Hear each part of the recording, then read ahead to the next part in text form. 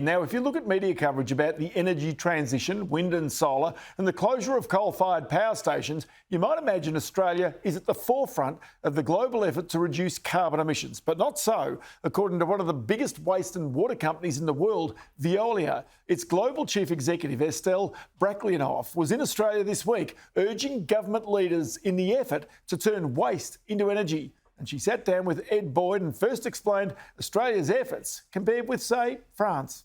My purpose today is actually to support our great team in Veolia in Australia.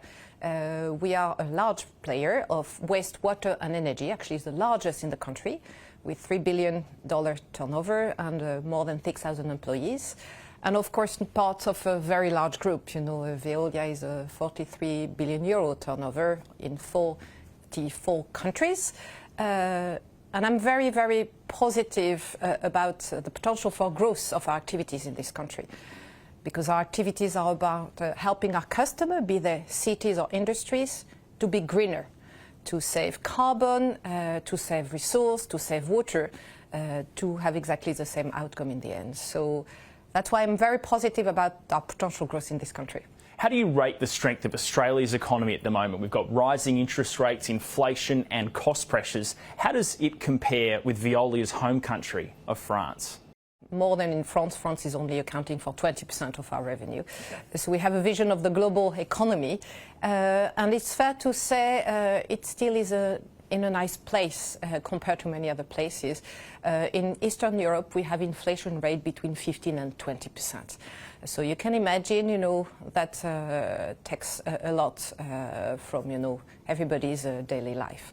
Having said that, my full confidence about this country is not only about the economy in general, but about what we can do for this economy as Veolia, because the agenda of, you know, net zero, for instance, is very, very high and very much higher than a few years ago, and we have a lot of solutions we can bring. So the idea is really to try to take the very solution and technology we've developed across the globe back in this country to try to accelerate and speed up the rhythm of change. A couple of years ago, Australia's former Prime Minister had a bit of a falling out with Emmanuel Macron.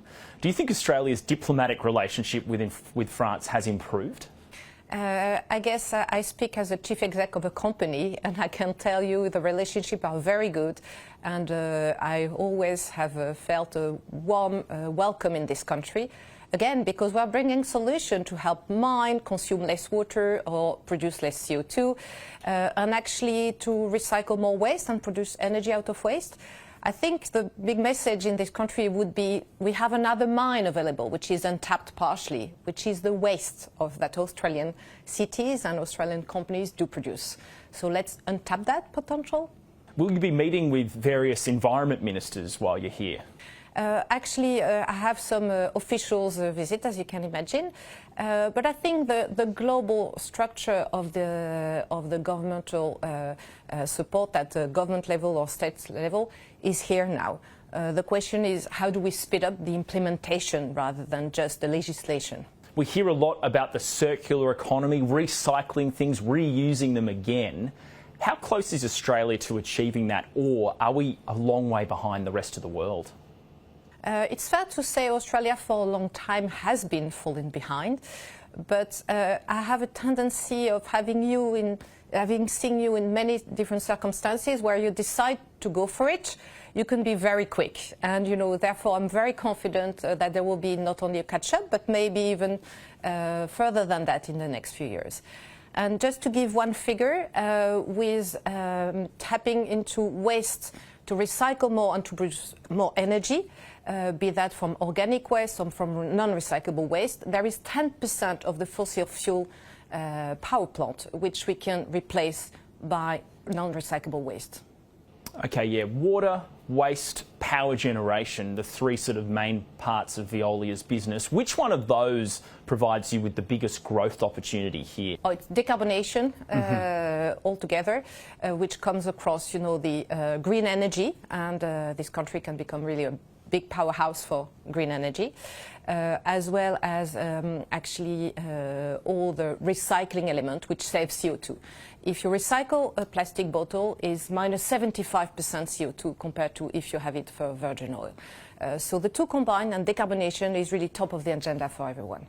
I know you operate Sydney's water desalination plant and another one up on the Gold Coast. Sydney Water, though, as an asset, is that something that you'd be interested in buying if it was put up for sale? I guess the question, I wouldn't see it that way. You know, we are very happy to be working in partnership with local authorities or governments.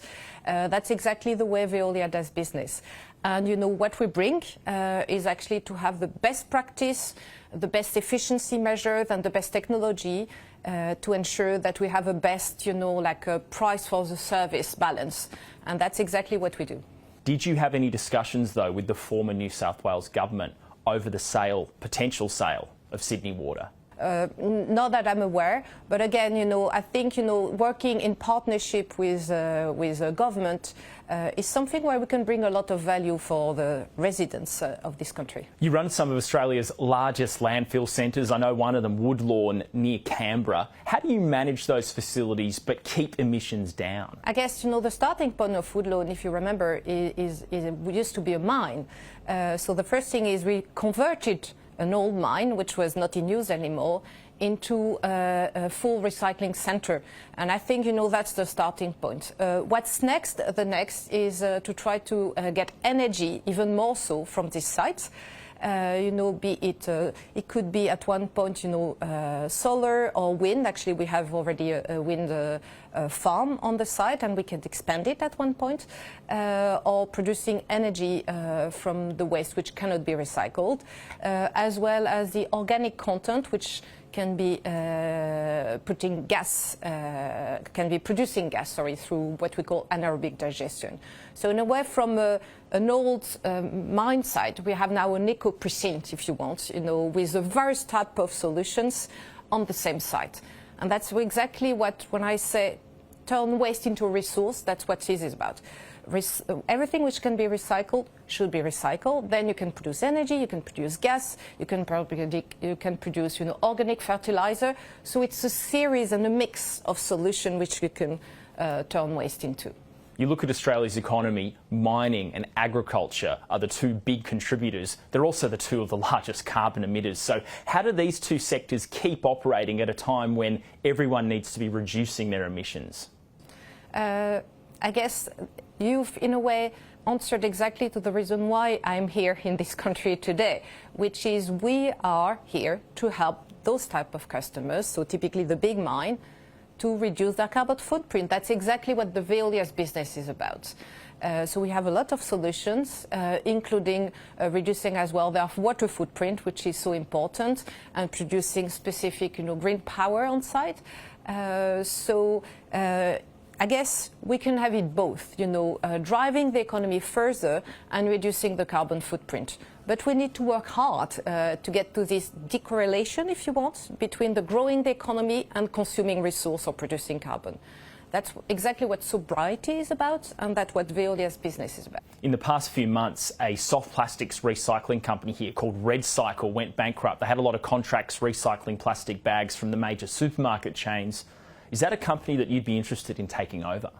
I guess the question again is about solution. I've pronounced this word many times because I think it's instead of giving lesson and said you have the goodies and the baddies or whatever, that's not what the world is about. The world is about ecological transformation, meaning transforming existing business to be more efficient.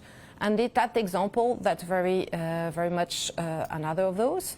With those soft plastic, you can either transform them into something which can be recycled, but you have no, as far as I understand, there are no manufacturers of such products in this country, so it would need to be exported.